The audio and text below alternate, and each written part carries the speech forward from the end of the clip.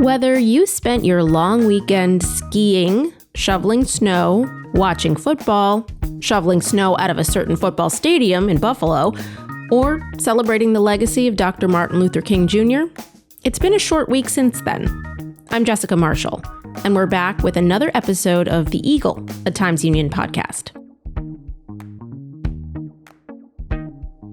A lot has happened in the news, globally, nationally, and here in the Capital Region. We are not going to go through all of that, though, on this episode. Head on over to timesunion.com or any of our social channels where we are covering that extensively. Here on the podcast this week, we're going to focus on the cases of two missing people. We'll start first with one in the Hudson Valley. This past week marked 74 years since a cadet named Richard Cox walked off the West Point campus and disappeared forever. He's the only cadet on record to go missing and never be found. And the details surrounding his disappearance have become one of the biggest mysteries of the Hudson Valley. David Levine is the author of the book The Hudson Valley, The First 250 Million Years. He wrote a piece this week for the Times Union looking back on Cox's vanishing, and he joins me now to talk about it more. So I am very intrigued by the story of Richard Cox, and you had me at the fact that this could possibly be one of the Hudson Valley's greatest mysteries. So let's kind of set the table here. Who was Richard Cox, and what allegedly or mysteriously happened to him? So not only is it one of the Hudson Valley's most intriguing mysteries, it was included in a Life magazine book of the 50 most intriguing mysteries of all time. Oh boy. Including Jack the Ripper and a bunch of others, Amelia Earhart, the Great Train Robbery. So it's not just Hudson Valley. This is one of the great mysteries of all time. Wow. So Richard Cox was a cadet at the U.S. Military Academy in West Point. He entered the academy in 1948. He had graduated high school, he had joined the military, and he had worked actually in Germany, the newly created border between East and West Germany right after World War II. From there, he got his appointment into West Point, came over, and was by all accounts a model student and a model cadet, did everything right. No problems, no issues. He was voted the best, what they called the top yearling, they called him, which means he was, the best first-year cadet in his company. So by all accounts, he was on the path to be a great graduate and a great soldier. In 1950, though, he disappeared. A strange man who went by the name of George had come to visit him about a week or two earlier, invited him out to dinner a couple of times. Richard Cox told his roommates this guy was somebody he knew from Germany. He was in the army in Germany and was kind of a shady character. But Richard Cox agreed to go have dinner with him, left his dorm on January 14th, 1950 to meet George, and was never seen or heard from again, at least in the public record. The academy went all out to try to find the guy. The FBI got involved. It was one of the greatest manhunts in the history of the Hudson Valley, and it all turned up empty. In the years since, there's never been any evidence to figure out exactly what happened to him. But there's no shortage of theories about what happened to him, right? Yes. So in the 80s, a man in Florida wanted to look into this a little bit more.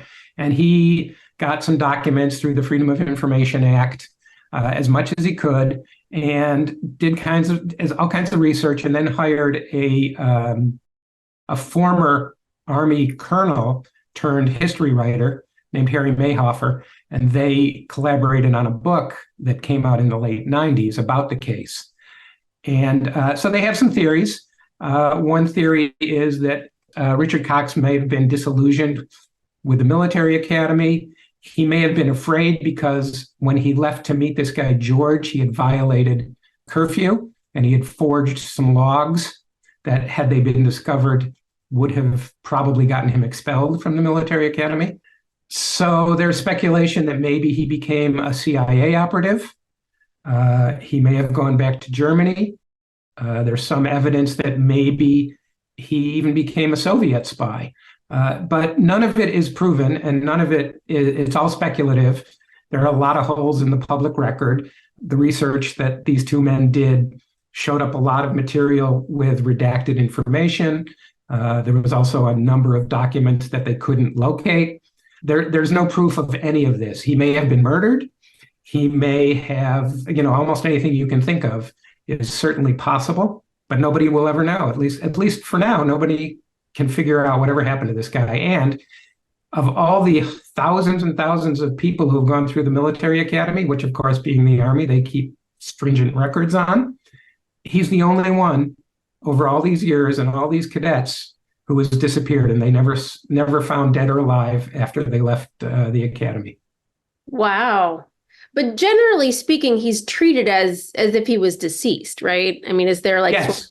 some kind of official recognition of that in any way? Yes. So after the academy did its investigation, the FBI and the police did their investigations. 7 years after his disappearance, he's from Ohio, so the state of Ohio declared him legally dead. Okay. So he is officially dead, but nobody has found his body. Nobody knows how, when, or where he may have died. So it's just because they lost the trail that he's been declared dead. I mean, this has true crime podcast and documentary written all over it here. There's so much intrigue to this story. But of course, if he had not died, and if he were for some reason still alive today, he'd be like almost 100, right? He'd be like 96-ish. Oh, yeah. He'd most certainly be dead just because of his age. He was born in 1928, so he'd be close to 100.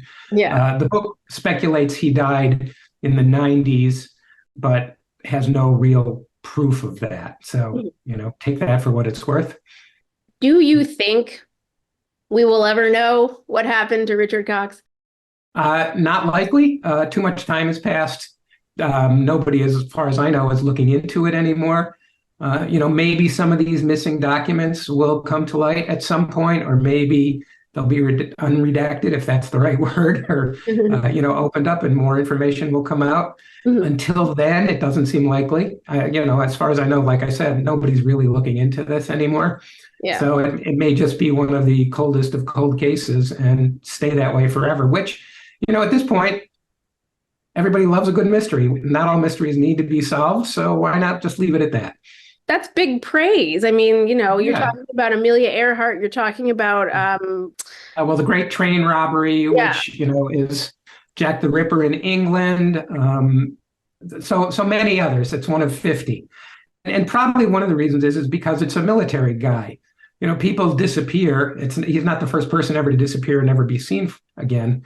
But to disappear from the military academy, there's nothing more regimented than the Army. Nothing gets past them. Right. Especially, this was the height of the Cold War. It was right after World War II. So suspicion ran rampant, and often deservedly so. I mean, there was a lot of spying going on. There was a lot of espionage. There was a lot of stuff that would make you suspicious.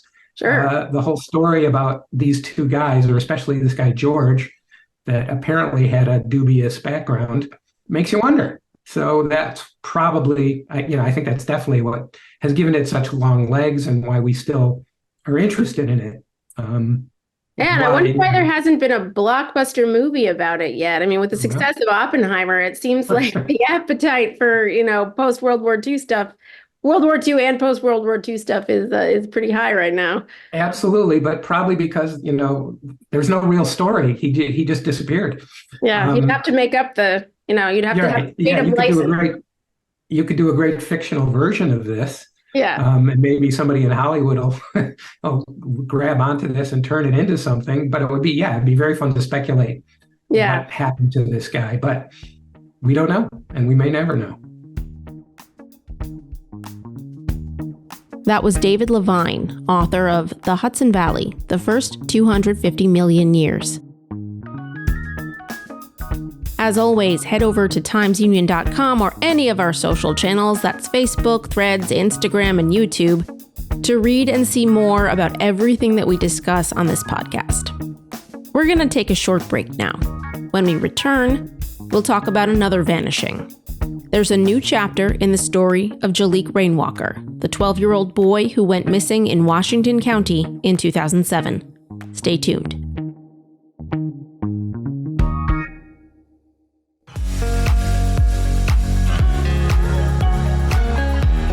If you're enjoying this podcast, take advantage of all the Times Union has to offer and support our efforts to bring you award-winning journalism by becoming a Times Union subscriber today.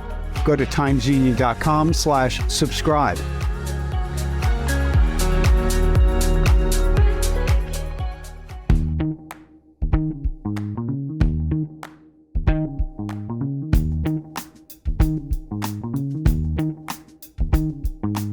Welcome back. You're listening to The Eagle, a Times Union podcast. I'm your host, Jessica Marshall. There's no official update in the investigation into what happened to 12-year-old Jaliek Rainwalker, who disappeared from Washington County in 2007. But there's a new chapter of his story, at least for us. Times Union reporter Wendy Liberatore and I did a 7-part podcast series last year that took a deep dive into the case. A new bonus episode of Rainwalker, the Lost Boy premiered this week. In it, we examine the differences in the cases of Jaliek and that of the abduction of a 9-year-old girl in Saratoga County that made national headlines last fall. And we also probe a deeper question. What happens when a child goes missing in the United States today? We're going to play a portion of that episode now. Some of the details may be disturbing, so please listen with care.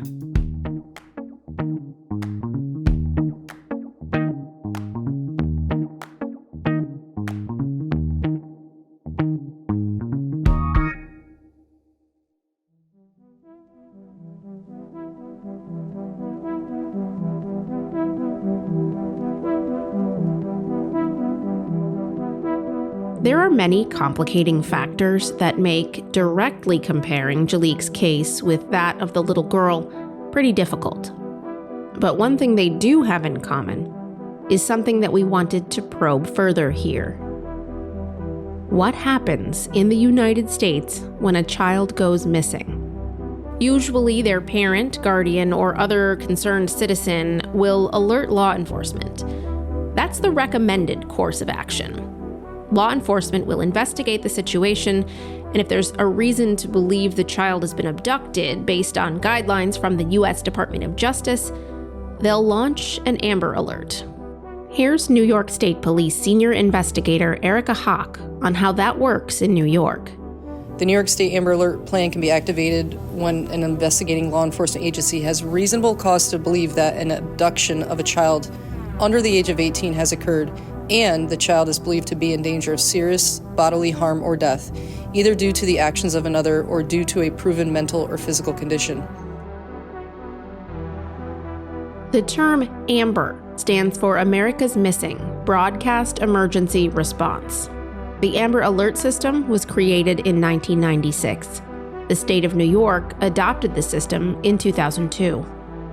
Now, AMBER is the aforementioned acronym, but it was also named after another 9-year-old girl who went missing while riding her bicycle. Her name was Amber Hagerman. Her story does not have a happy ending. Amber Hagerman disappeared in Arlington, Texas in January of 1996.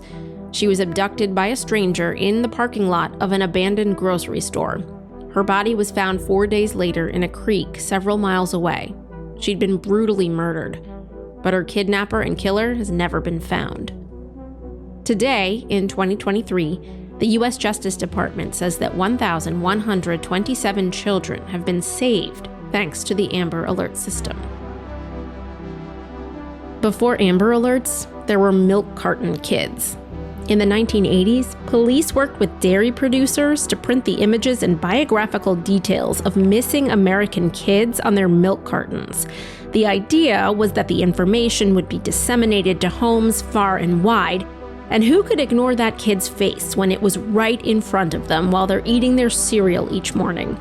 The first milk carton kid was Eitan Pates, a 6-year-old who went missing in New York City in 1979 while waiting for his school bus. At 7:55 last Friday morning, Julie Pat says she took her son downstairs. She came back up and watched from this fire escape as he passed down West Broadway toward the bus stop, where a group of other children and parents were waiting. She never dreamed he didn't get on that bus, not until 4 o'clock in the afternoon, when he failed to return home.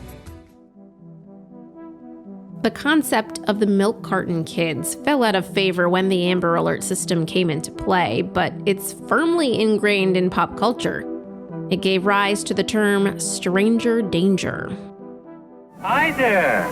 Do you live around here? Uh-huh. You going to school? Yes. Well, I could give you a ride. Last year, 50,000 children disappeared. Many of them. That's Jenny. But that's not Jenny's dad. If she gets into that car, you may be looking at Jenny for the last time. I'm McGruff, the crime dog.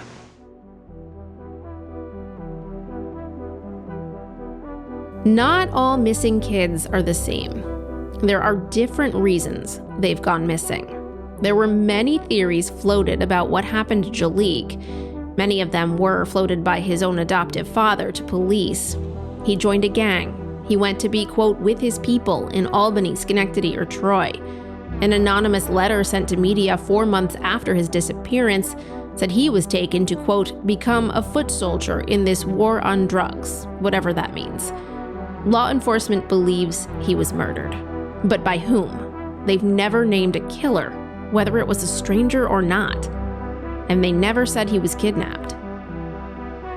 Given what happened recently to the 9-year-old girl in Saratoga County and what we know about Jaliek's disappearance, we started thinking it was important to understand the reasons why kids go missing in America. For that, we turned to David Finkelhor. He is a sociology professor and the director of the Crimes Against Children Research Center at the University of New Hampshire. He's been studying cases of missing children for decades. We jumped on a Zoom call soon after the 9-year-old girl had been found safe in Saratoga County. Missing children is a catch-all category that includes several very, very different kinds of situations. Finkelhor sorts the situations into several subcategories. The first, and largest by far, are kids who leave their households because of a family conflict. They're often called runaways or throwaways. After the runaways come family abductions. That's most often kids who get taken illegally by a parent or guardian during the course of a custody dispute. After that comes kids who go missing by accident. Those can be something as innocent as a miscommunication with mom or dad. Maybe they forgot they had to be somewhere at some time.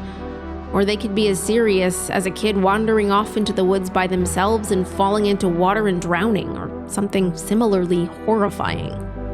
The good news, though, Finkelhor says, is that most of the 3 aforementioned subcategories of missing children are resolved. The child is found and returned to their rightful guardian, though happy ending is not always the right way to describe it. Whether there's a happy ending, though, is not clear, because in a lot of these instances, like the runaways, throwaways, and the custody disputes issues, the problems and the conflicts aren't really resolved, and they often are present to create the possibility for additional missingness at future times.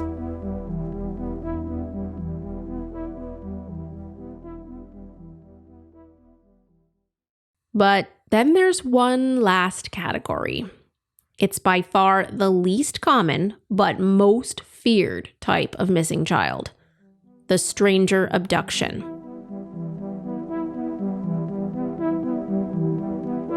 A kid gets snatched up off their bicycle in a state park campground or at a grocery store parking lot. It's the universal fuel of parental nightmares. Stranger abduction scenarios are relatively uncommon, a few dozen every year in the United States. They occur under a variety of circumstances. They involve more teenagers than younger kids. They involve more girls than boys. Sexual assault is the biggest motivator. I already think there is considerable overestimation of the frequency with which that kind of crime occurs.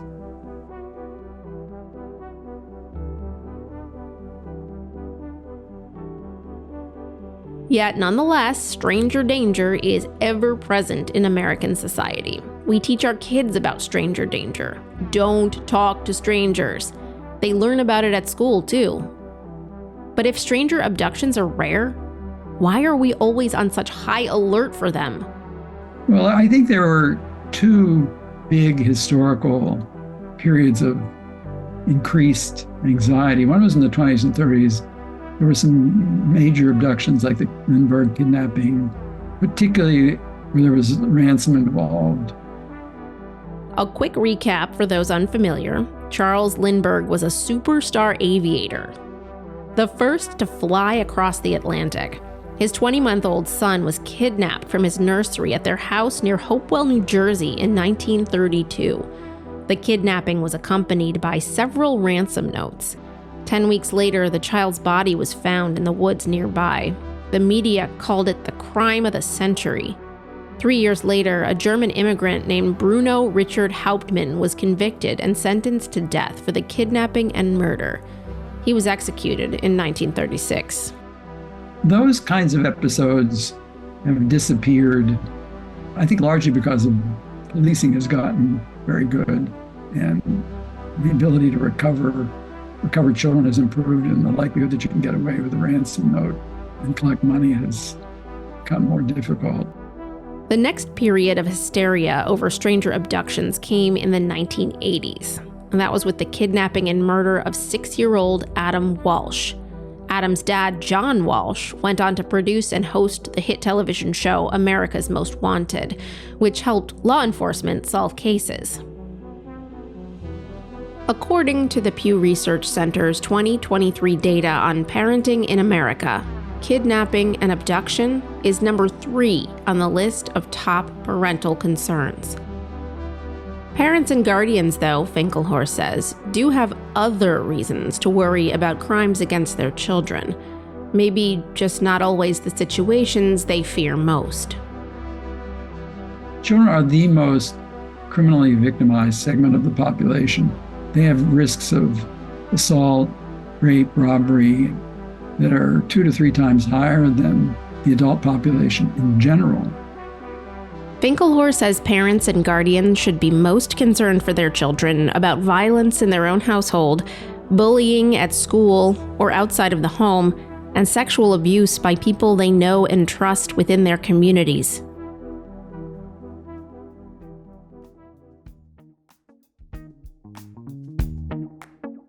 You can listen to the rest of that episode and more of Rainwalker the Lost Boy on timesunion.com or wherever you get your podcasts.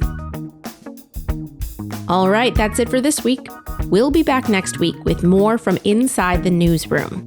The Eagle is a production of the Times-Union. It's produced and edited by myself, Jessica Marshall, with help from the Times-Union digital team and the newsroom. Special thanks this week to David Levine for his contributions to this episode.